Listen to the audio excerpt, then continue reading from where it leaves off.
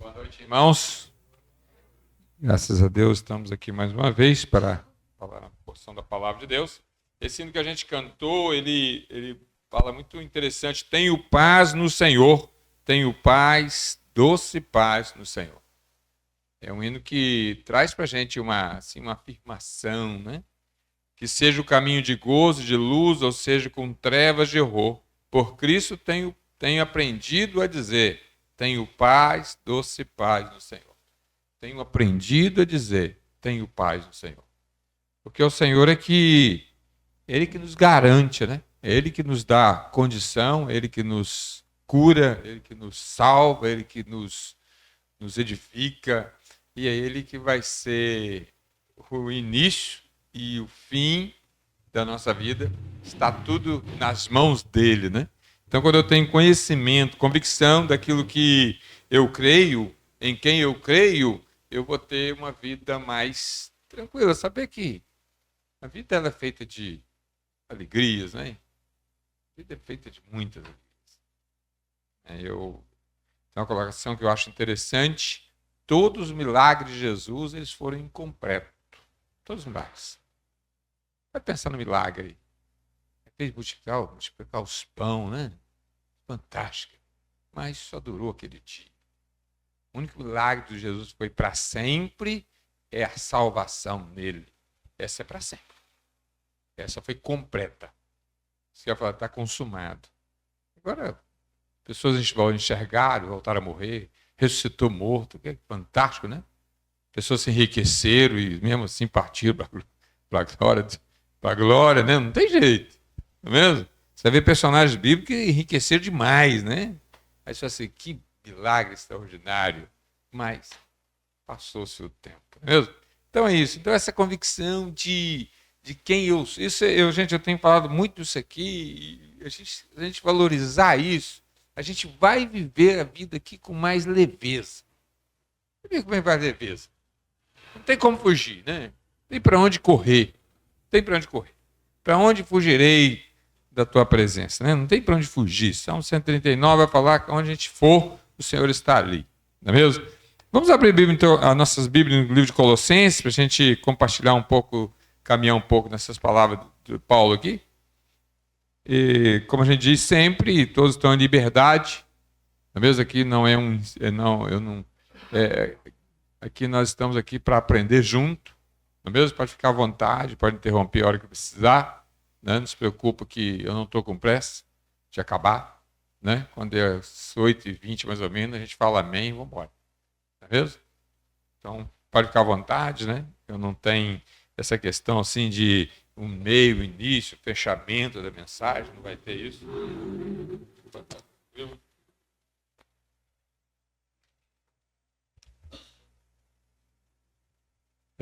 Colossenses capítulo 2. A gente já falou um pouco desse capítulo 2, mas a gente queria abordar alguns pontos aqui. Capítulo 2, a partir do versículo 4, Paulo vai falar aqui das falsas doutrinas, né? Ele vai falar algumas verdades aqui para a gente comentar um pouco sobre isso. Versículo 4. Digo isso que ninguém vos engane com palavras persuasivas, porque ainda que esteja ausente quanto ao corpo, contudo, em espírito estou convosco, regozijando-me e vendo a vossa ordem e firmeza da vossa fé em Cristo.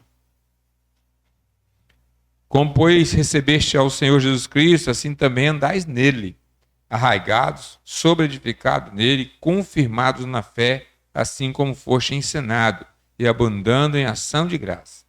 Tende cuidado para que ninguém vos faça presa sua, por meio de filosofias vãs, sutilezas, segundo a tradição dos homens, segundo os rudimentos do mundo, e não segundo a Cristo. Porque nele habita corporalmente toda a plenitude da divindade, e estáis perfeito nele, que é a cabeça de todo o principado e potestade, na qual também estáis circuncidados, como a circuncisão não feita por mão, no desejo do corpo da carne, circuncisão de Cristo. Sepultados com ele no batismo, nele também ressuscitaste pela fé no poder de Deus, que o ressuscitou dos mortos. E quanto aos vós, vós estáveis mortos nos pecados e na incircuncisão da vossa carne, vos justificou juntamente com ele, perdoando-vos todas as ofensas, e havendo riscado a cédula que era contra nós nas suas ordenanças, a qual, de alguma maneira, nos era contrário, e a tirou do meio de nós, cravando na cruz. Despejando os principados e potestades, os expôs publicamente, deles triunfou em si mesmo. Então, até aqui, depois a gente vai caminhar alguns versículos aqui, né? E semana passada, do mês passado, a gente falou um pouco sobre esse início aqui, né? Desse versículo 4, a gente abordou alguns pontos aqui, e a gente queria novamente abordar, só para trazer uma recapitulação, né? Ele vai dizer assim: digo isso para que ninguém vos engane com palavras persuasivas. Né? Quando ele fala assim, que não nos engana, ele está dizendo: vocês são fáceis de ser enganados. Nós somos passíveis de ser enganados. Né? Cada um de nós. Cada um de nós é fácil de ser enganado. É só a gente cochilar, bobear um bocadinho. Em casa, sempre falando em casa, ó, o Pix, né? Cuidado do Pix, cuidado do Pix, cuidado do Pix. Guilherme deu uma bobeira lá e fez um Pix. Entendeu?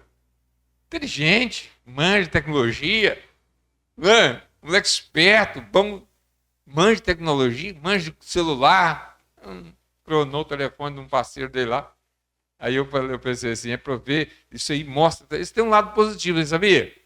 Quando alguém passa o nome de alguém, quando alguém manda uma mensagem para a gente, para passar um Pix, que está precisando de um dinheiro, e a gente faz, aquilo demonstra também a nossa desprendimento para poder socorrer alguém que estava precisando. Você parou para perceber isso? Não é simplesmente o cara foi enganado.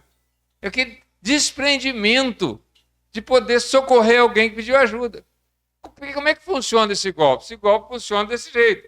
Eu, por exemplo, o bandido vai, clona o meu telefone é clonado, né? Então ele manda uma mensagem para a Tisla. A mensagem que a Tisla recebe dá sequência da mesma conversa que ela conversou comigo ontem. Você está entendendo? Então, mandou, tá vendo? Calha. 2 vezes, né? Tá vendo? Cai. Né? Por que cai? A gente... Mas não é? Põe no nome do seu filho, né? Sobrinho, né?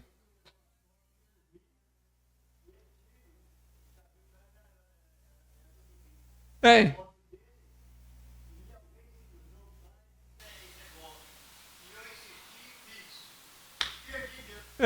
Bebe. Isso aí, eu não vejo só a sua fragilidade, eu vejo o seu desprendimento e na disposição de ajudar. Porque você estava fazendo a finalidade do sobrinho, não é mesmo? Você está entendendo o que eu estou querendo colocar aqui? Não é simplesmente você foi enganado, é que a sua bondade, no certo sentido de querer ajudar o sobrinho, fez com que você caísse no golpe. Você está entendendo como é que funciona? Então é mais ou menos assim. Né? Então vai cair. Então Paulo vai falar aqui, né? Digo isso para que ninguém vos engane com palavras persuasivas, com palavras que nos ilude. Né? Você tem uma coisa que vai evitar a gente cair em muitos golpes. Sabe qual é o sentimento que tem de despertar? Sentimento de desconfiança. Desconfiar. Mesmo? Desconfiar. Desconfiar sempre. Se você tiver com o sentimento de desconfiança, dificilmente você cai no golpe. Agora que você está com o coração aberto, desprendido, vai cair. Porque a mensagem ela encaixa certinho. Nós caímos em golpes por 2 motivos: ganância e bondade. Pode falar.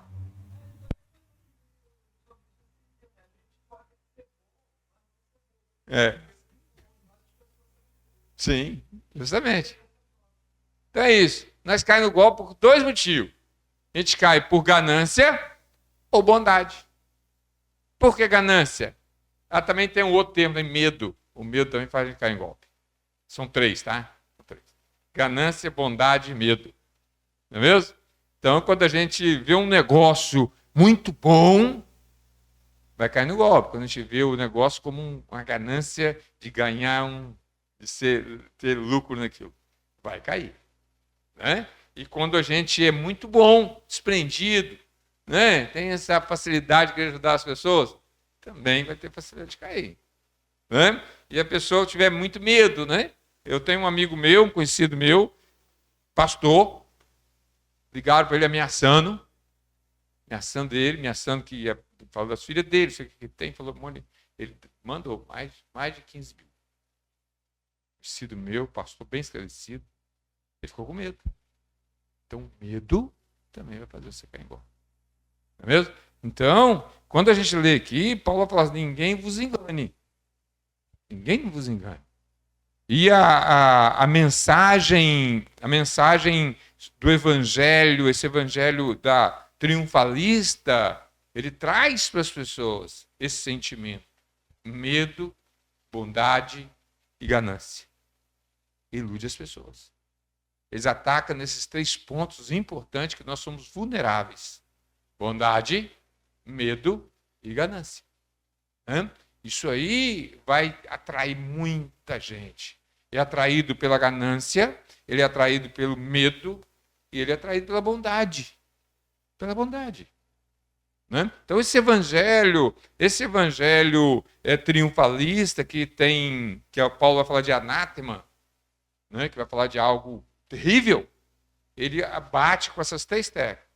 Bondade, ele pega ele atrai as pessoas e engana as pessoas na bondade das pessoas, na ganância das pessoas e no bondade, ganância e desprendimento. Desprendimento para ajudar, para doar. Medo de morrer, de ir para o inferno.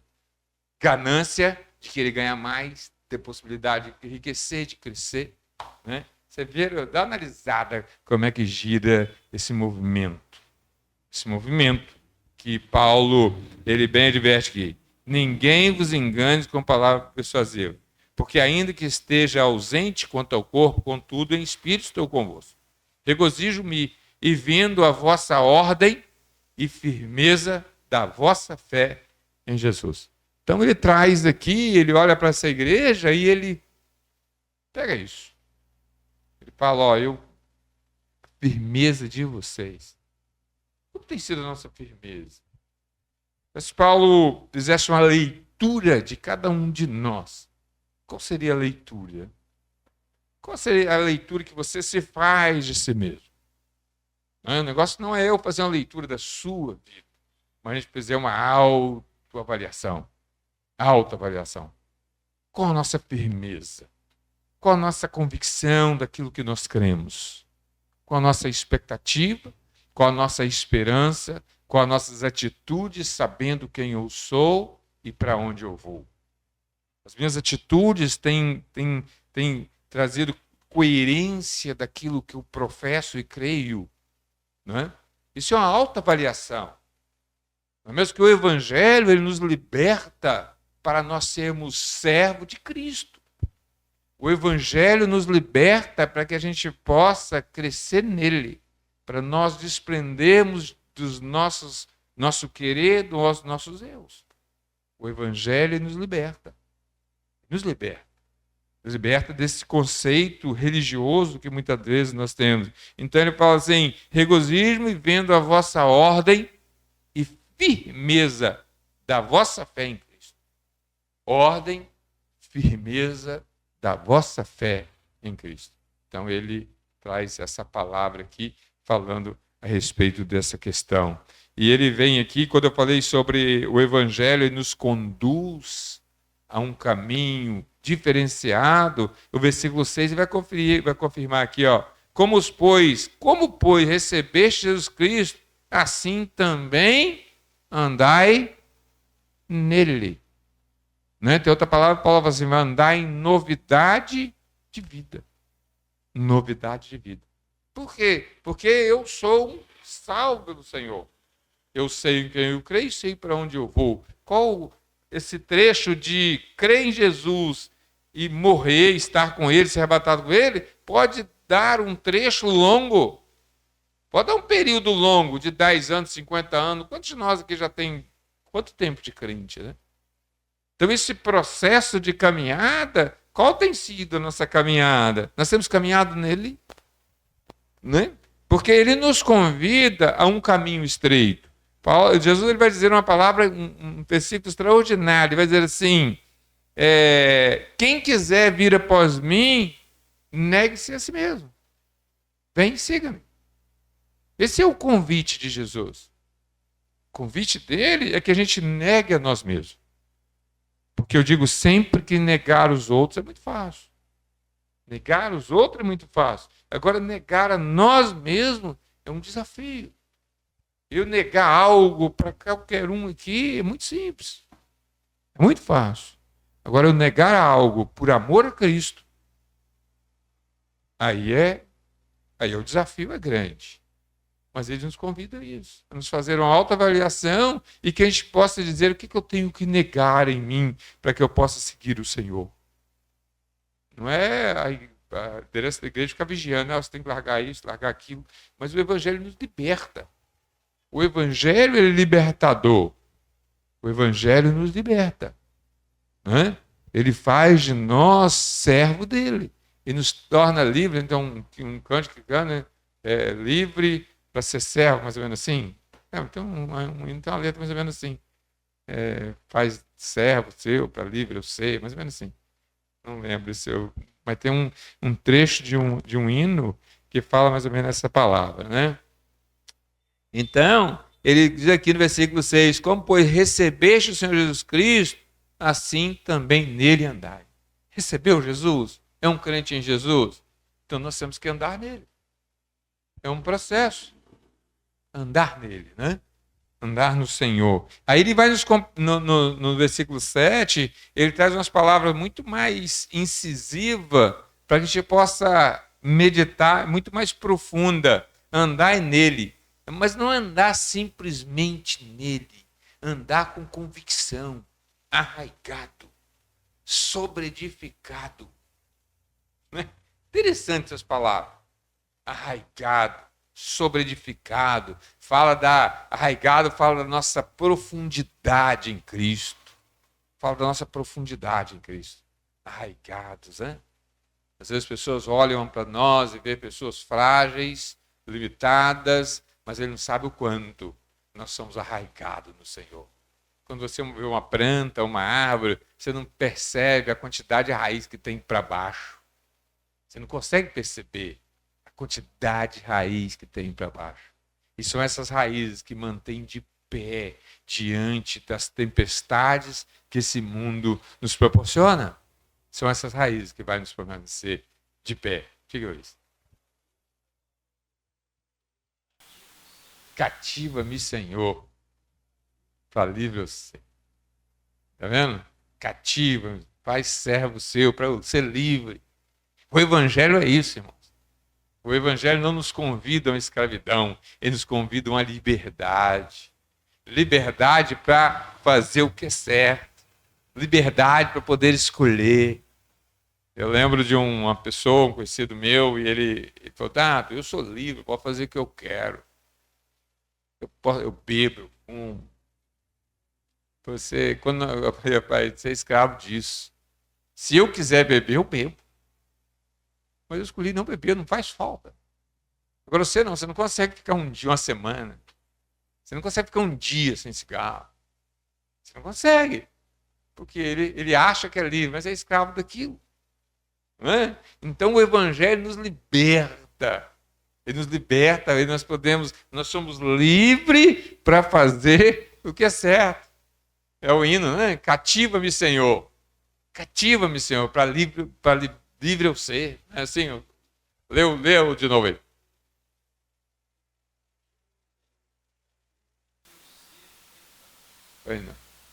Você está vendo o que é o Evangelho? O Evangelho não nos convida a uma escravidão, ele nos convida à liberdade. Liberdade.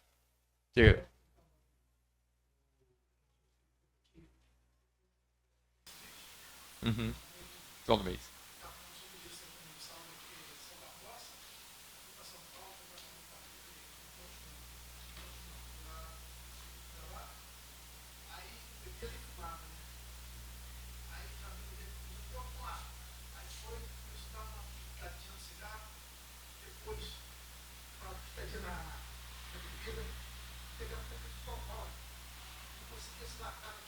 Sei.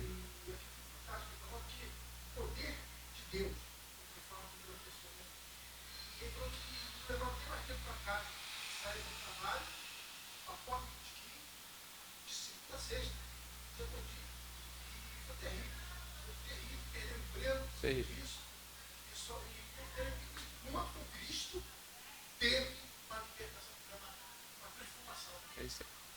É isso que essas coisas nos conduz, né? Aí eu vejo hoje muitos crentes querendo, não, mas tomar um vinhozinho não faz mal. Faz mal. Não faz mal. Mas o problema é até onde nós vamos nos controlar, né? Eu sempre digo para as pessoas, você vive muito melhor sem do que com. Muito melhor sem do que com. Não sou contra, né? Não sou contra quem gosta de beber, né? Bem, mas o negócio não é, se fosse bom, você podia tomar uma cerveja e passar na blitz rodando certo da polícia. Não pode. Por que não pode? Não pode se a lei humana proíbe, então o negócio não é tão bom assim. Isso.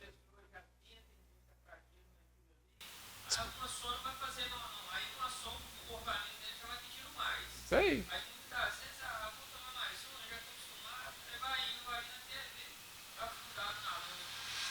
Eu tenho uma experiência de uma irmã aqui da igreja, ela já morreu, né? E ela falou que o médico receitou, né, que ela tomasse um cálice de vinho de refeição. E ela começou a tomar um cálice de vinho de refeição. Diz ela que chegou uma época que ela estava ansiosa para almoçar. Não era para comer, era para tomar o cálice de vinho. Porque o cérebro ele vai em bebida, o cérebro ele vicia nisso. Você quer ver faz uma experiência. Se você tomar uma colher de mel todo dia de manhã cedo, é muito bom para a saúde. Daí 2 meses você não quer nem ver mel mais. Você tem já até enxuou de mel. Mas é muito saudável. É muito saudável. Mas se você todo dia você tomar um cálice de vinho, corre isso. Não é todos não, tá, irmãos? Estou aqui, não é todos não. Mas tem, igual o Anderson falou, tem pessoas que são mais vulneráveis a viciar. São mais vulneráveis. Né? O Tiago, lá naquele movimento de exame que ele foi feito, foi o psiquiatra, né? Que falou. Ele tem facilidade, através do exame de sangue, ele tem facilidade de viciar. Viciar, né? Que falou? Ser dependente. Dependência. Não sei se tem alguma coisa a ver, se no exame de sangue consegue perceber isso. Tem facilidade de. Entendeu?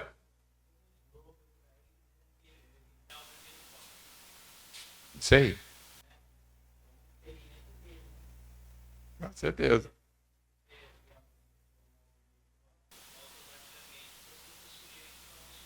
Mais fácil.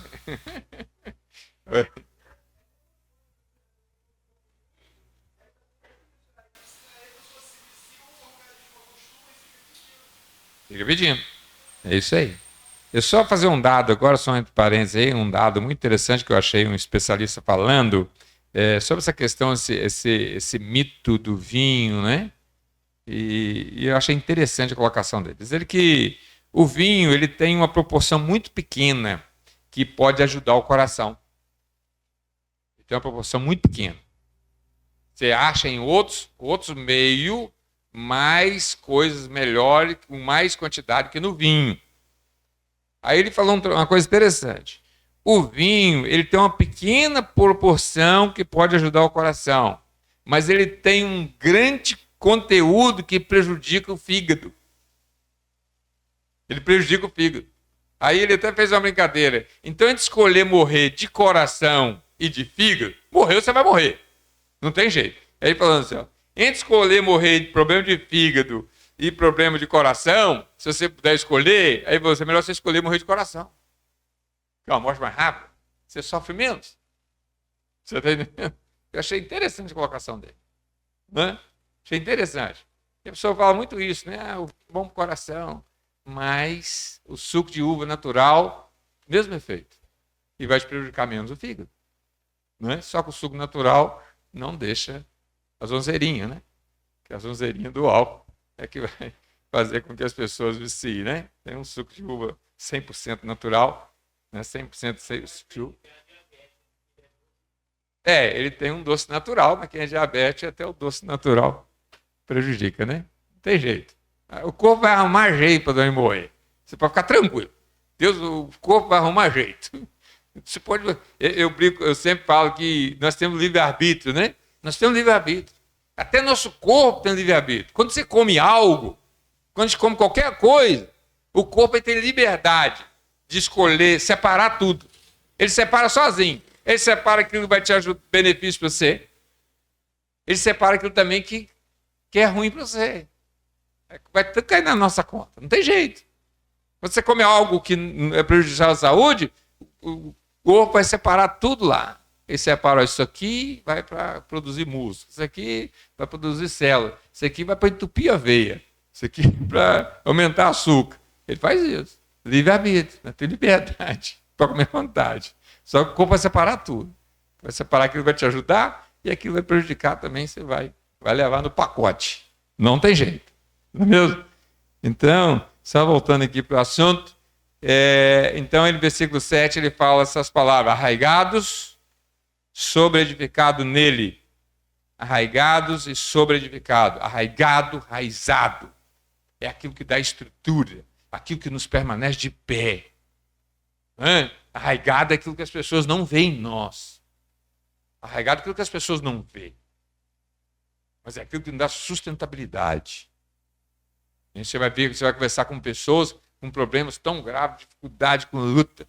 Não está aqui hoje a Naí, mas uma mulher guerreira, que a vida dela, você vai pensar a história da irmã Naí. Você vai ver que mulher forte, que mulher valente.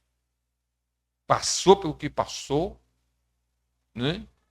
E está aí na exposição. Né, tia? Impressionante, gente. Um moleque tem uma mentalidade, uma cabeça assim. Vai ver a história da Naí. Que coisa difícil, que luta que foi toda a vida dela. Né?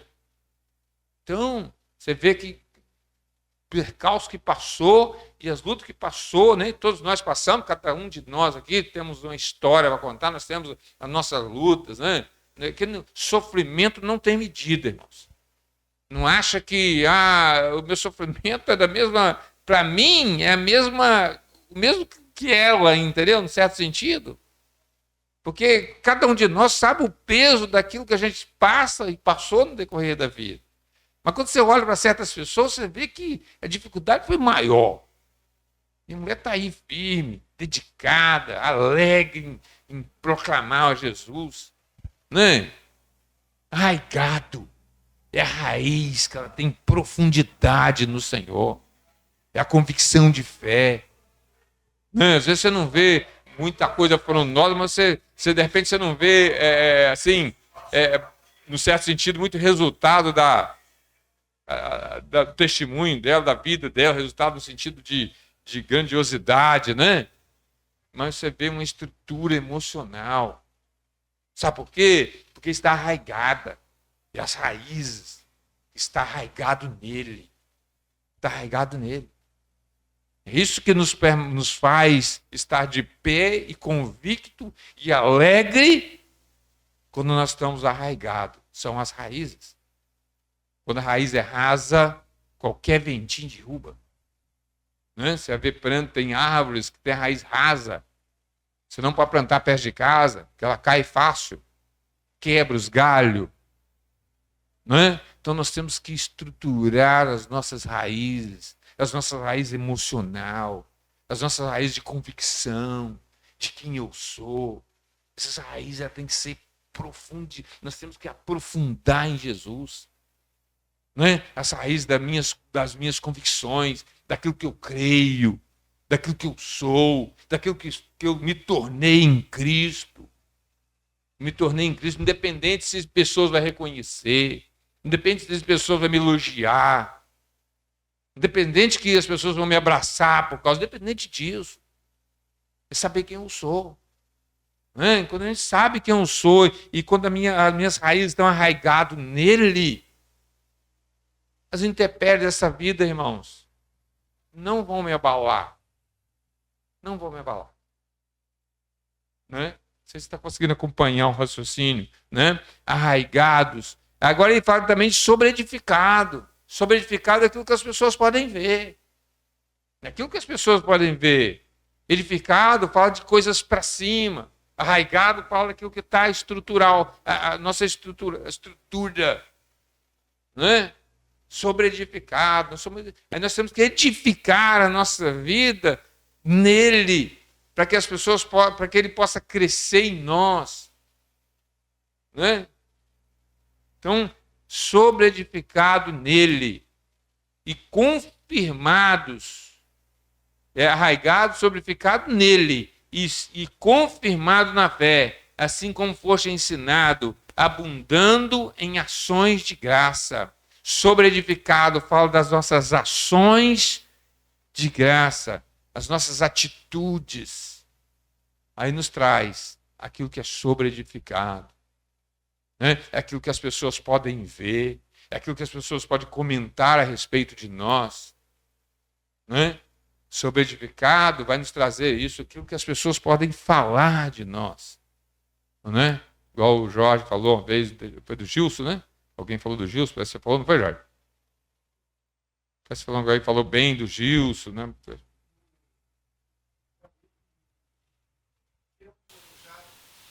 Genro, seu Jairo. Entendeu? Então é isso, quando você conversa com alguém, você vê alguém elogiar um irmão, né? Poxa, a pessoa me ajudou, sou bacana, sou desprendido, né? Bom isso, a gente ouvir isso, né? Isso nos alegra, a gente poder ouvir do testemunho de um irmão em Cristo. Isso nos alegra. Apesar de saber que cada um de nós tem nossas limitações. Cada um de nós temos. Não adianta que achar que a gente é. Cada um de nós tem nossas limitações. Mas quando nós temos que sempre procurar melhorar como pessoa. Né? Esse é um desafio nosso diário. É um desafio diário. Pode falar. Uhum.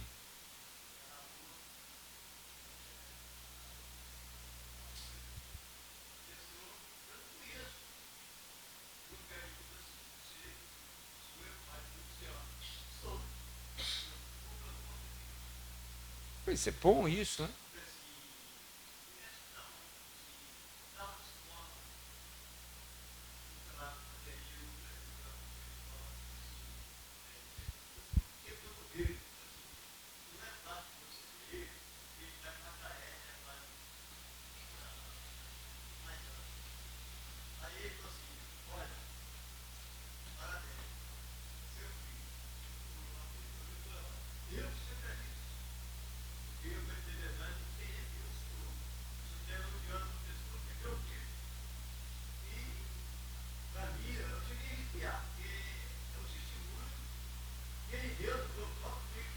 Isso é interessante, é bom isso.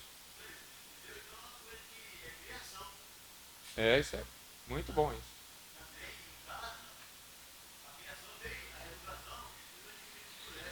Uhum. Com certeza. Isso é muito bom. Então é isso aí, né? É porque nem todo mundo, nem todo mundo vai ser simpático a gente. Não adianta que não vai ser, né? Tem um rapaz que trabalha comigo, a Tisa fala que ele é tão bom, né? Mas tem crentes que acham que ele é ruim demais. Mas ele é a mesma pessoa. É gente boa, mas tem uns que às vezes ele deixa a desejar, né? Tem outros que ele acerta. Eu até brinco ali, pastor, olha aqui, ó, elogiaram você. Quando fala mal, também falo, aviso eles. Não falo quem é, não, para não dar atrito. Porque senão dá atrito, né? Então não falo quem falou. Não falo nem quem elogiou, eu costumo falar. Agora, quem reclamou, eu não falo quem reclamou, eu falo quem reclamaram. Para não dar atrito. Depois tem que voltar lá, né? Para dar atrito. Mas é assim, então, sobre edificado é aquilo que as pessoas vê nas nossas vidas. O que as pessoas vê nas nossas vidas? Né? Então, edificar fala de construir. Então, nós temos que construir. A nossa imagem é nós que temos que construir. É nós que temos que construir. Não é mesmo? Então, nós temos que tomar cuidado em relação a isso para ver se a gente. Que as pessoas. A Bíblia, que as pessoas. A maioria das pessoas não vão abrir a Bíblia para ler. Não vai. Né? Billy Graham ele fala que nós somos Bíblia que as pessoas estão lendo. Né? Billy Graham usa uma frase muito interessante nesse sentido. Nós somos a Bíblia que muitos estão lendo. Né? Então nós temos que, de alguma forma, trabalhar em nós para que a gente possa ser não melhores do que os outros, mas ser pessoas melhores para os outros. Né? Melhores para os outros. É o desafio de cada um de nós. Não é mesmo? Eu tenho que olhar, como eu digo sempre, cada um de nós temos que ter essa autoavaliação e a gente tentar acertar nesse sentido. Então ele fala aqui, abundando em ação de graça. Versículo 8. Tende cuidado para que ninguém vos faça presa sua, por meio de filosofias e vãs subtilezas, segundo a tradição dos homens, segundo o rudimento do mundo, e não segundo a Cristo. É aquilo que eu falei no início. As pessoas têm nome de Deus, faz das pessoas negócio, que apega essas três áreas. Pega no medo das pessoas, na bondade das pessoas e na ganância das pessoas. Né? Então, essas três áreas nós somos vulneráveis. Todos nós somos vulneráveis em uma área dessa. Vez ou outra, nós vamos ser vulnerável nas três áreas. Se a gente conseguir vigiar essas três áreas, nós vamos ter dificuldade. E para escapar disso aí, é desconfiança. Desconfiar até daquilo que porventura vem de Deus. A desconfiança vai nos tirar de muita enrasgada. Então, tende cuidado para que... Então, ele nos convida aqui um autocuidado. Ele não diz aqui, ó, eu vou cuidar de vocês e vocês não vão ser enganados. Ele não diz isso. Ele nos dá a liberdade de um autocuidado. Eu me cuidar individualmente. Porque nós somos...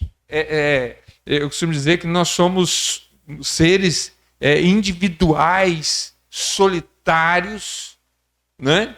Tem coisas, nós somos seres, somos homens que somos individualmente iguais no sentido de pessoas para o Senhor. Nós somos templo do Espírito Santo.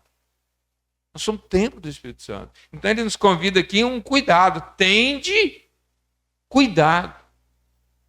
Cuidado. Não é eu cuidar de você, não é eu cuidar do anjo, cuidar. A gente pode até auxiliar um outro. Auxiliar com um incentivo, com uma palavra, né? Tem aquela expressão exortação. Né? Exortar não é zangar com as pessoas. Exortar é convencer por meio da palavra. Isso é uma exortação. Né? Então não é eu cuidar, né? Ajudar os irmãos, um ajudar ao outro.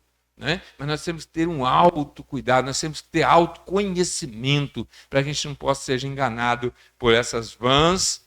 Tenha cuidado para que ninguém vos faça presa sua. Presa sua. Então essa responsabilidade de nos cuidar é de cada um de nós. O Espírito Santo habita em nós, ele nos faz lembrar, né? Ele clama por nós. Ele tem várias ações em nós. Mas o Espírito está sujeito ao profeta. Né? Não sei se há a sociedade, não sei se dá para associar essa palavra aí. Né?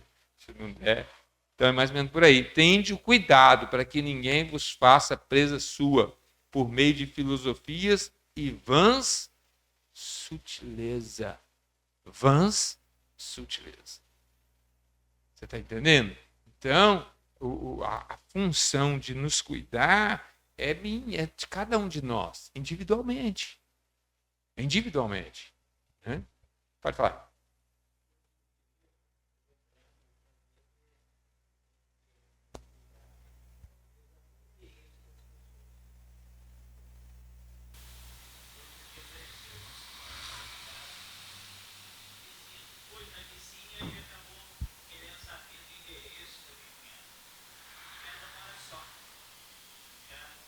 Uhum.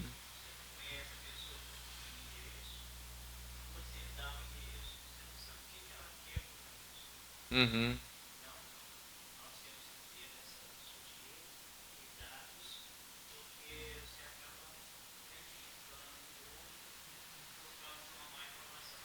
Com certeza. Então, isso tem que ter muita. Uhum.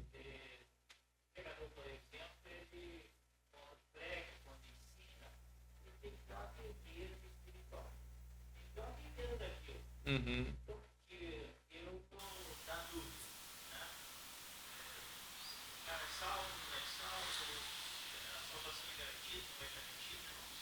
Sim.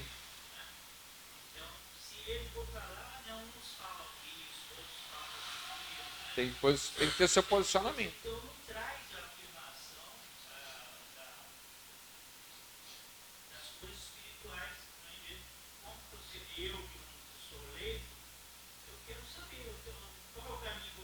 É isso aí, apontar o caminho. Com certeza. Então é isso. Eu gosto muito dessa leitura expositiva da palavra para isso, para a gente possa. Quando a gente fala disso aqui, irmãos, não é que a gente é exemplo de conduta. Né? Quando a gente fala isso aqui, é que nós somos convidados a ter uma conduta melhor. Então, o que eu sou exemplo de conduta? Né? Eu queria poder falar, né? Sejam meus imitadores, assim como o Senhor de Cristo. Eu queria ter essa audácia, eu queria ter essa autoridade. Eu queria ter essa autoridade. Né? Mas eu não tenho essa autoridade para isso, né? Para dizer uma coisa dessa. Mas a gente traz essa palavra aqui, é para trazendo responsabilidade para cada um de nós. Né? Porque essa primeira palavra aqui desse versículo 8 tem de cuidado. Tem de cuidado. Para que ninguém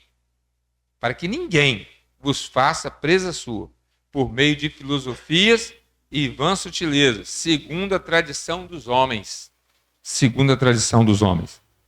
Segundo os rudimentos do mundo. Segundo os rudimentos do mundo. E não segundo a Cristo. Não segundo a Cristo. Né? Então a gente está trazendo essa palavra aqui segundo a Cristo. Né? Apesar que se você olhar para as coisas do mundo, as práticas do mundo, de repente, as pessoas vão achar difícil as colocações que a gente faz aqui. Mas quando nós olhamos para as coisas na ótica de Deus, a gente vai ter facilidade, a gente vai entender o que a gente está querendo dizer aqui nessa noite.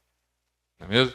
Então, não segundo a Cristo, porque nele habita corporalmente toda a plenitude da divindade. Em Jesus habita toda a plenitude da divindade. E nós somos corpo dele. Nós somos corpo dele. É isso que nos alegra, é isso que tem que nos trazer satisfação e alegria na caminhada com Cristo. Na plenitude, porque nele habita corporalmente toda a plenitude da divindade. Estais perfeito nele, que é a cabeça de todo o principado e potestade. Então nós somos, ele é a cabeça, que é a cabeça de todo o principado e potestade. Ele está acima de tudo isso.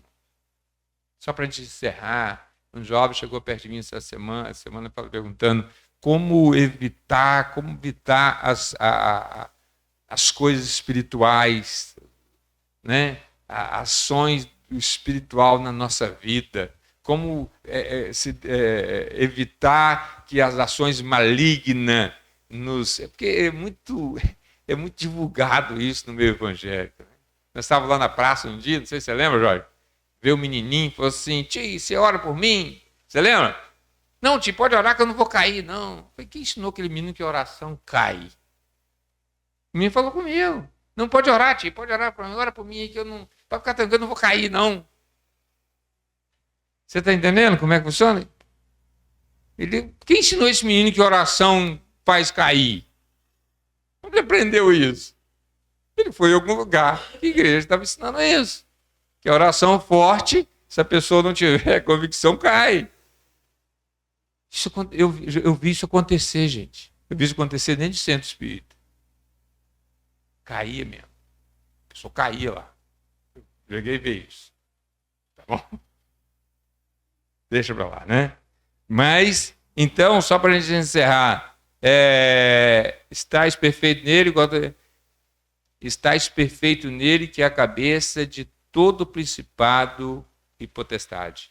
Então, nós podemos descansar, porque nós cremos naquele que é maior do que tudo.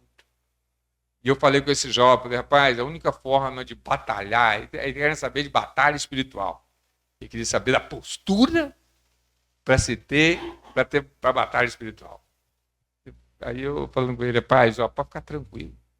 Satanás só tem ação em nós, se a gente permitir. Você sabia? Só se a gente der brecha. Essa é a palavra de Deus. Porque não tem outra palavra que diz que nós, como os crentes, somos vulneráveis. Vulnerável, a não ser que a gente permita. Você sabe o que está escrito lá em Tiago?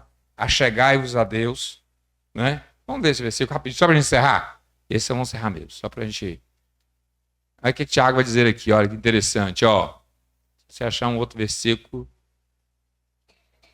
olha só que interessante. Versículo 7. Do capítulo 4. Sujeitai-vos, eu citei esse versículo para ele. Sujeitai-vos a Deus. Antes de maior graça, portanto diz, Deus resiste ao soberbo e dá graça aos humildes. Olha o versículo 6, né? Antes da maior graça, portanto diz, Deus resiste ao soberbo e dá, porém, graça aos humildes. Sujeitai-vos, pois, a Deus. Resisti ao diabo e ele fugirá de vós. Chegai-vos a Deus, e ele chegará a vós. Está vendo? Sujeitai-vos a Deus, resistir ao diabo, e ele vai fazer o quê? Fugir. Você vai lutar contra ele? Você vai lutar? Não tem luta. Não tem luta. Aquele que nós cremos é maior do que tudo. Aquilo que está em nós é maior do que o que está no mundo. Né? Aí Pedro vai dizer assim, Satanás anda como um leão, anda ao derredor como um leão bramando. Não fala leão, fala de força, é o ser mais violento, mais forte, no sentido de matar na natureza, é o leão. Satanás anda como um leão ao derredor. Aí vem um salmo me conforta. O anjo do Senhor acampa ao redor daquele que os teme e os livra. Quando Pedro fala do leão, me amedronta, me traz pavor, como um leão bramando ao derredor. Mas o salmista, ele me traz conforto quando ele diz, o anjo do Senhor acampa ao redor daqueles que o temem. Então, irmãos, pode descansar. Pode descansar. Descansa no Senhor. Achegai-vos a Deus. Sujeitai-vos a Deus. Resisti ao diabo e ele fugirá de vós. Revistais da armadura de Deus. Paulo vai falar sobre isso. Né? Para que a gente possa resistir. O máximo que a gente pode, irmãos, é resistir. Resistir. Nós não vamos batalhar e vencer. Nós vamos pisar em cabeça de Satanás. Isso é muito bonitinho, muito legal, é muito emocionante. Mas não tem aval da palavra de Deus. Então que Deus nos abençoe e que nós possamos estar firmes na presença do Senhor. Pode falar. Pode falar. Vontade.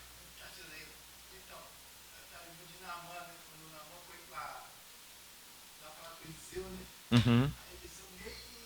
Recebeu ele, né? Você vai lá e mandou um mensageiro para Mensageiro. ele lá lá. Só para dizer rapidinho, São Francisco, capítulo 5, 10.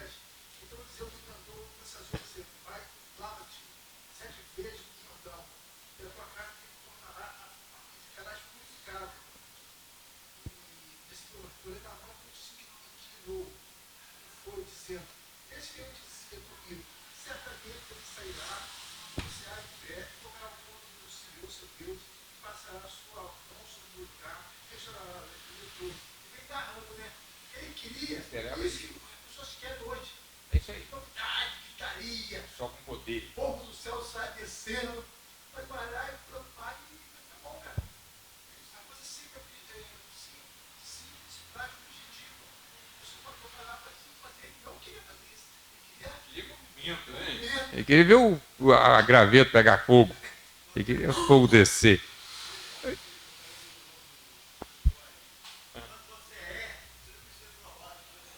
Com certeza. Com certeza.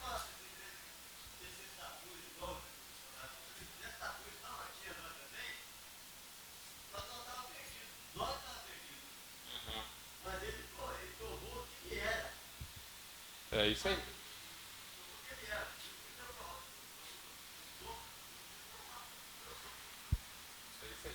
Então, Deus te abençoe. Queria puder estar de pé. Vou pedir ao nosso irmão Jorge que nos eleve a Deus uma palavra de oração, agradecendo ao Senhor.